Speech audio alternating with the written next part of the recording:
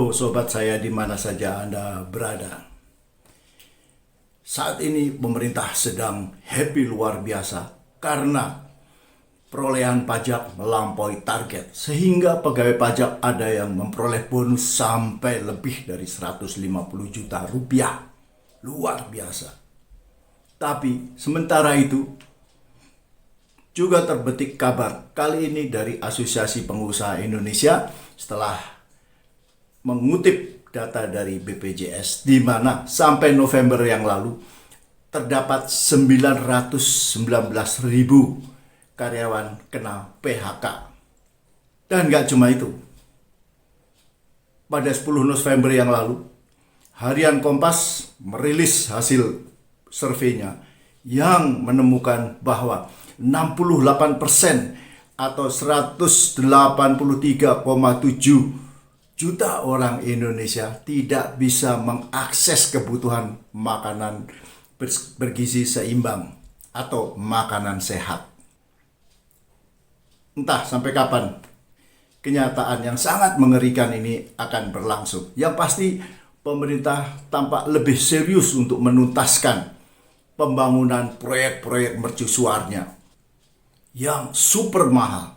Dan kalau nanti sudah jadi, kemungkinan masih membutuhkan subsidi agar bisa tetap hidup. Dan ini tentu saja banyak buktinya. Sementara itu kita juga menyaksikan bagaimana ada sejumlah proyek mercusuar yang sedang dikebut.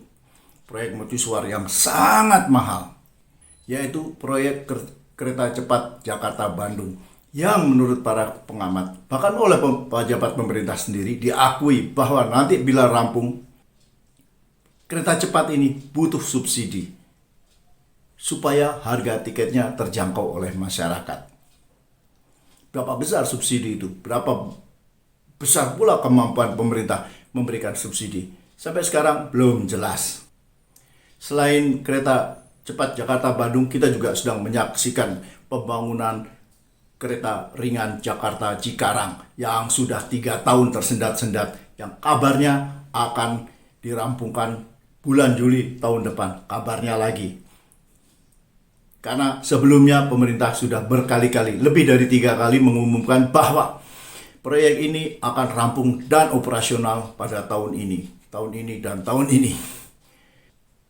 Dan tentu saja masyarakat sekarang ini juga sangat serius memperhatikan proyek pembangunan ibu kota negara baru yang ternyata sama dengan proyek kereta cepat Jakarta-Bandung yang semula tidak menggunakan APBN, kemudian menggunakan APBN. Sekarang ini karena bermasalah dengan investor, artinya brand investor ogah datang, maka sudah muncul ide dari pemerintah untuk menggunakan APBN merampungkan proyek yang sangat besar ini.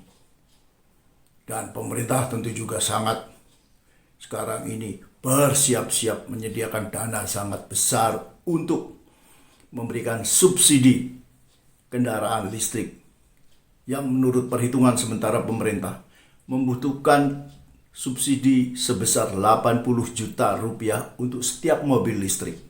Entah dari mana duitnya itu berasal. Apakah dari menarik pajak?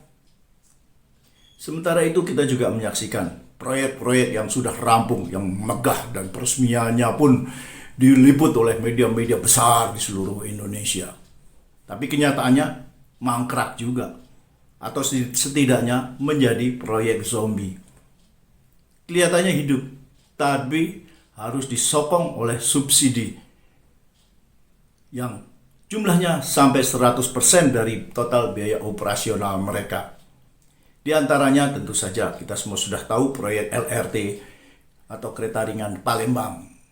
Dan kita sering mendengar kabar atau perdebatan tentang Bandara Internasional Kertajati yang didesain menjadi bandara terbesar di Indonesia yang ternyata sampai sekarang masih kosong melompong, tidak ada penerbangan reguler, bahkan telah berubah menjadi arena keluarga, arena bermain keluarga, khususnya untuk para penggemar odong-odong. Ada pula proyek kereta Bandara Soekarno-Hatta yang sangat mewah itu, yang ternyata juga hampir kosong melompong, sehingga biaya operasionalnya tetap harus disubsidi hampir seluruhnya oleh pemerintah. Pada sisi lain, kita juga mendengar bagaimana para pengelola jalan tol mengalami kesulitan keuangan karena penghasilan dari jual tiket tidak cukup, masih jauh lebih kecil dibandingkan dengan nilai cicilan utang yang harus dibayar. Sehingga sebagaimana kita ketahui, sudah ada BUMN karya yang sedang berusaha keras untuk menjual jalan tolnya. Pemerintah tentu sadar bahwa nafsu besar ini semua berdampak pada tekanan agar lebih agresif menarik pajak dari masyarakat yang belakangan ini sudah dirasakan sangat memberatkan. Dan sudah bukan rahasia lagi bahwa penarikan pajak yang makin agresif baik dari sisi tarif maupun pos itu telah mendorong terjadinya PHK secara lebih besar. Runyamnya tentu saja maksudnya sangat jelas, yaitu pencitraan. Dan di tengah situasi seperti ini, pemerintah dan tentu saja para buzzernya rajin mengembar-gemborkan kisah sukses pembangunan dan pertumbuhan ekonomi nasional. Bahkan seolah pertumbuhan ekonomi Indonesia atau ketahanan ekonomi Indonesia itu merupakan salah satu yang paling hebat di dunia. Padahal pertumbuhan ekonomi Indonesia, jangankan di dunia, di ASEAN saja berada di peringkat keempat. Malaysia secara rata-rata pertumbuhan ekonomi Malaysia adalah 9,36%. Disusul Vietnam 8,80%, Filipina 7,76%, dan Indonesia 5,39%. Tak hanya dalam soal pertumbuhan, dalam menarik investasi asing pun Indonesia tergolong ketinggalan. Realisasi investasi asing atau foreign direct investment, Indonesia hanya menduduki peringkat keempat setelah Singapura, Malaysia, dan Vietnam. Kenyataan ini jelas sangat menyedihkan dan menunjukkan ketidakmampuan pemerintah dalam membenahi perekonomian nasional. Kenapa? Karena sebagaimana kita ketahui, PDB Indonesia itu sepertiga dari total PDB ASEAN. Jumlah penduduk dan kekayaan alamnya pun jauh lebih besar dibandingkan Singapura, Malaysia, dan Vietnam tetangganya. Salah satu penyebabnya adalah ternyata perusahaan-perusahaan barat yang hengkang dari Cina karena masalah politik, terutama perang dagang dengan Amerika Serikat, tidak menjadikan Indonesia sebagai prioritas utama. Yang terjadi di Indonesia justru banjir TKA dari Cina. Menurut Business Insider.com 26 September 2022, pilihan utama dari perusahaan-perusahaan asing yang hengkang dari Cina kalau di Asia adalah India, Vietnam, Thailand, Malaysia, dan Bangladesh. Pada Oktober yang lalu, saya ulangi, Supply Chain Heat Map CNBC menunjukkan bahwa perusahaan-perusahaan asing yang meninggalkan Cina memilih Vietnam, Malaysia, Bangladesh, India, dan Taiwan. Dan cukup menarik juga adalah tampaknya kita tidak bisa terlalu banyak berharap dari investasi negara-negara Arab kaya minyak, terutama Arab Saudi dan Uni Emirat Arab yang pernah didekati oleh pemerintah secara khusus, antara lain dengan menunjuk Menko Marinvest Luhut B. Panjaitan sebagai ketua tim percepatan pelaksanaan atau realisasi investasi dari Arab Saudi dan Uni Emirat Arab.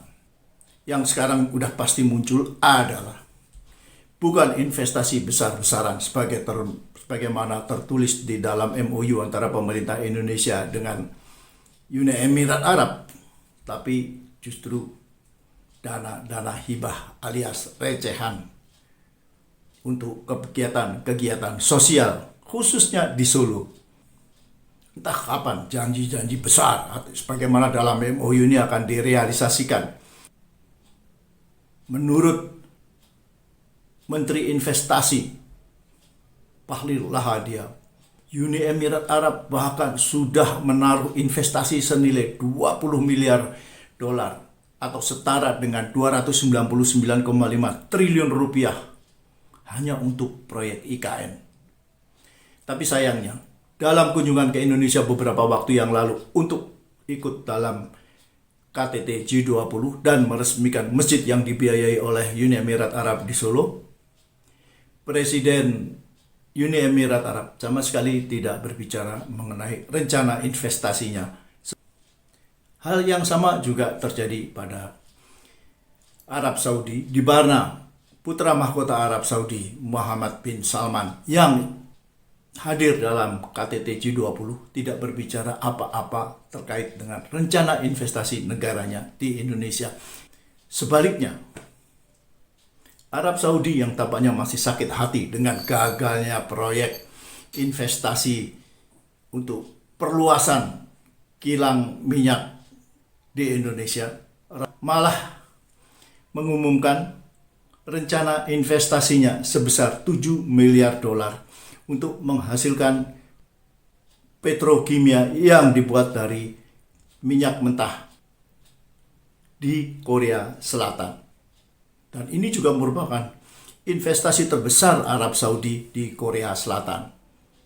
Dan diharapkan sudah mulai operasional pada tahun 2026. Nah, sebagai penutup saya ingin ungkapkan bahwa gelombang pengangguran yang demikian dahsyat yang tidak kita ketahui sampai kapan akan mereda, tak dianggap begitu penting oleh pemerintah. Dan tampaknya pemerintah lebih mengutamakan tepuk tangan besar yang bisa diperoleh dari proyek-proyek mercusuarnya.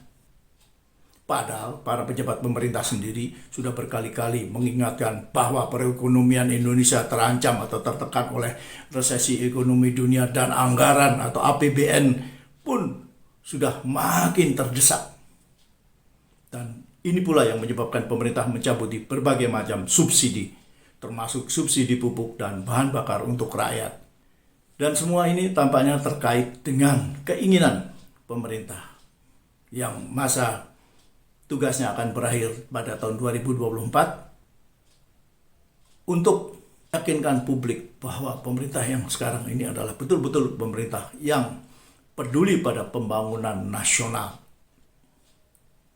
Namun bisa juga sebagaimana perkembangan politik belakangan ini, semua itu ditujukan untuk mengesankan publik agar memberikan dukungan pada ide perpanjangan masa jabatan presiden. Oke sobat saya, di mana saja Anda berada, kita akan jumpa lagi dalam episode berikutnya.